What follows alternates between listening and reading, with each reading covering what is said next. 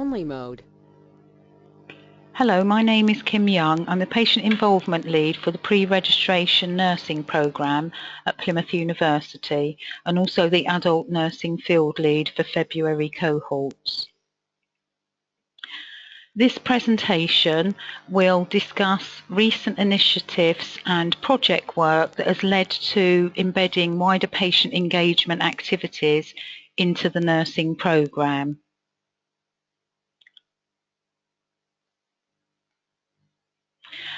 There are various drivers that have underpinned the work that we've been recently doing in the School of Nursing and Midwifery.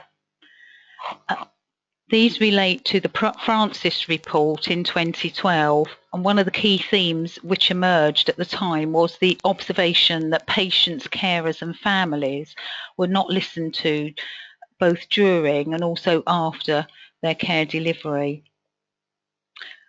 And also Robert Francis gave particular feedback that said we must learn and improve from general feedback from patients and their carers and families. We've also considered recommendation 8 from the Berwick report, which was published in 2013, and what that says is that all organisations and their employees should seek out the patient and carer voice as an essential asset in monitoring the safety and quality of care. The Keogh report in the same year also highlights that patients, carers and members of the public should be confident that their feedback is being listened to and to see how this is impacting on their own care, but also the care of others. Coming more up to date, we're also considering the impact of the Shape of Caring review by Willis in 2015, particularly the theme 1, which relates to raising and listening to the patient's voice. So as part of the new initiatives and project work that we've been undertaking during 2015 at the School of Nursing and Midwifery is considering a new framework that we're introducing into the pre-registration nursing programme across all fields of nursing in all of the 3 years. These also relate to some wider patient activities that students can undertake, which are totally non-clinical, and these span across both practice and theory periods. There is a maximum of 30 hours for these in year 1, and that rises to 70 hours in year 2, with a maximum of 100 hours in year 3. So by the end of the 3 years of the programme, a student nurse is to be able to demonstrate 200 hours of wider patient engagement activity. Now these hours can be negotiated with the student's personal tutor and also the clinical mentor in practice. And as you can see, if you have any queries about this, it's worth recommending at this point that you need to contact the particular student's personal tutor at the university, but I've also put my email on this slide for you as well. So the sorts of wider patient engagement activities that we're embedding can be evidenced within the student's e-portfolio. So that's their PebblePad version of their electronic portfolio, where they store other evidence and competency evidence across their programme. And this relates to reflections that they might have undertaken and then written up. Also statement from others, so that would be from other clinicians, but also patient service users and carers. Students are being encouraged from year 1 in the first module that they're undertaking currently, which is called NRS 403, the Ways of Knowing module, and that's about us working with students to understand a professional use of social media and social networking, and we particularly use Twitter as a medium for students to engage with other students, both internally in the university but also externally. And we're seeing more and more examples of students acting in a professional manner to use Twitter with patient organisations and patient representation groups. The students can also link their wider patient engagement activities to specific ongoing achievement record criteria. So that's their OR document that they have when they come into practice. These sorts of activities facilitate professional development and also the students' leadership skills. What we feel about students when they commence the nursing programme is they want to become a competent, safe and effective registered nurse. The onus quite often tends to veer towards developing clinical competencies to be a safe and competent nurse. But just as important, what we need to consider is that student nurses have as many diverse and wide opportunities to engage with patients in order to develop the softer skills. So learning about how to communicate effectively with not only the patient but their families and carers.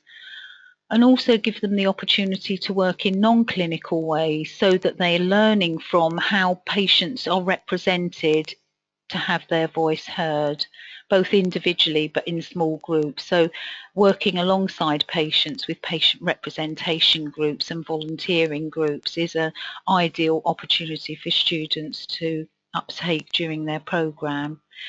And we believe that these sorts of opportunities and activities will prepare the nursing students for registration, but we also believe that this will support revalidation processes.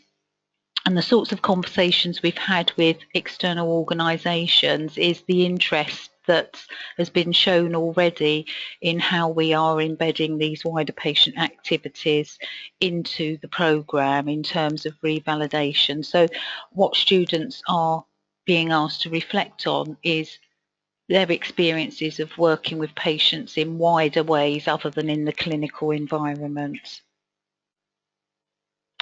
So when we talk specifically about wider patient engagement activities, there is a menu of options for our nursing students to choose from, and these will include virtual mediums, such as I've already mentioned, with Twitter, Facebook, blogs, but also face-to-face situations. There are some volunteering opportunities with Plymouth University with the Students' Union where students can engage with patient and volunteer groups, but also the students have the opportunity to undertake these sorts of activities with patient representation groups. And we've just run a pilot during the summer of 2015 where we've linked a number of students to patient participation groups in GP surgeries across the southwest, and that has been evaluated and is currently being written up for publication. We've also seen some good examples of students starting to work with local patient representation groups and patient ambassadors in NHS trusts. We do now have opportunities for students to engage in wider patient activities within particular modules that we're teaching at the university and also other specific projects. But the evidencing of patient service user and carer feedback really relates to what we have now embedded into the OAR, the OR document, and the criteria.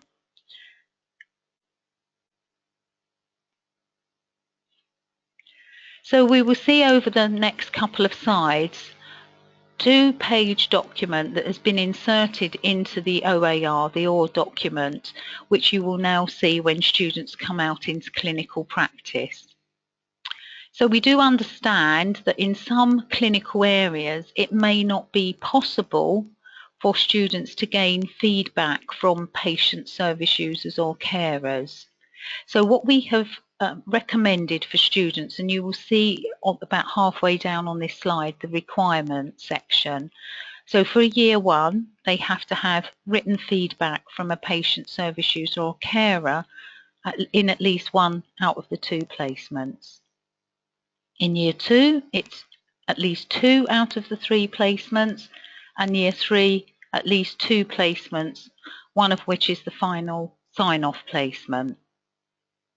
So this first page gives you an idea of what we are asking. So the student is required to obtain a completed written report from a service user, patient or carer during each year of their programme. And we're asking that the mentors will advise the students and make relevant recommendations.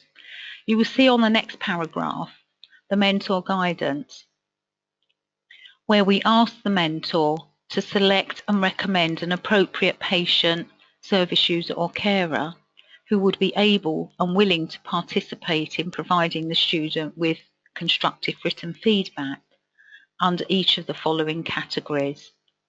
So this relates to the student's appropriate communication skills. Are they able to provide caring and compassionate nursing care? Can they demonstrate dignity and respect at all times? And have they involved the patient, service user or carer or advocate in decisions about care, as well as providing information about the care? You will see on this page that the student writes their name, the mentor writes their name and signature, the student signs it, there's a date, year of programme and placement details section, and then at the bottom you will see service user, patient, carer or advocate signature. And I'll come back to that later on in the presentation. The second page of the patient, service user, carer feedback form is the page that the patient fills in. So you will see that there are 6 categories, and they don't need to be in too much detail, but this is all around how did the student nurse identify themselves and introduce their role? How was the student able to communicate with the patient in a manner that they found appropriate and relevant? There's also feedback from the patient around how they were treated in terms of dignity and respect, also around care decisions and information provision. But just as importantly, were the family members or carers acknowledged in the care decisions? So it's a fairly straightforward form. Early indicators of the patient, service user feedback form. I've provided you with some examples on this slide. So these are the sorts of things that are being fed back about students already. So this first one on the top left-hand side says, she talked to me using simple, caring words, ensuring that I understood every step. I felt that the student nurse read my care plan to know enough about me. Another comment, always communicated professionally with warmth and kindness. Another patient wrote, this allowed me to make my own choices. From another patient, they fed back that their husband commented on the level of empathy and how this was conveyed to us. So this just gives you a few examples of what patients are writing on the feedback forms. So I've put in some frequently asked questions because you may be thinking, well, I'm not sure this is for us in our placement area. So the first question is, should it be appropriate to ask a patient or service user or carer to provide written feedback about a student nurse? So early indications of the trial that we've done, the answer is yes. But this would be in an individual circumstance. So this is why we're asking the mentors to select an appropriate patient, service user or carer to approach, and whether it's appropriate at that time in terms of how the patient feels or wants to contribute. And it's okay if they don't. So we have to be mindful that the student doesn't go into the placement and start seeking out feedback without guidance from the mentor. There may be situations where it isn't appropriate if the patient is too poorly or has deteriorated or lacks capacity. but there may be other opportunities that come about during that particular placement. So the next question, what about maintaining patient confidentiality? When we developed this particular form, it went out to academics, placement providers, partners, student reps, but also the Patients Association and some of their patient representatives in draft form. And the main answer came back is that they felt fine about declaring that they wanted to take part in student feedback. And if that was the case, they didn't mind putting their name to the document. However, if some patients would like to contribute written feedback about a student, but doesn't want to insert their name on their patient signature section, then we recommend that the student's clinical mentor would PP their own signature into that box. The next question, what if I feel that this particular placement does not provide suitable opportunities to gather patient, service user or carer feedback? And as previously mentioned, because students don't have to get it from every single placement, so it may be that the student is in theatres and the patient's not awake. It may be that the student is working with patients in outpatients departments and patients are coming to and fro very quickly. This is why we haven't asked for them from every single placement during the programme. And the final frequently asked question, how can I as a registered nurse utilise this activity for my own revalidation? So we're already getting inquiries from registered nurses as to how they can use evidence of student nurses gaining feedback from patients, service users and carers in this way. So we would recommend that it would be worth you discussing with your student if they were happy and consenting for you to take a copy of this feedback, but also to write a reflection of the process, what it felt like to approach a patient, service user or carer, to ask permission for them to write some feedback about your student. What sort of points have you reflected on in terms of shared learning, but also the power of the patient's voice in providing valuable feedback to a student nurse? You can also record this in terms of your own portfolio work of not only supporting and mentoring a student, but working very closely with them in clinical practice to facilitate this activity.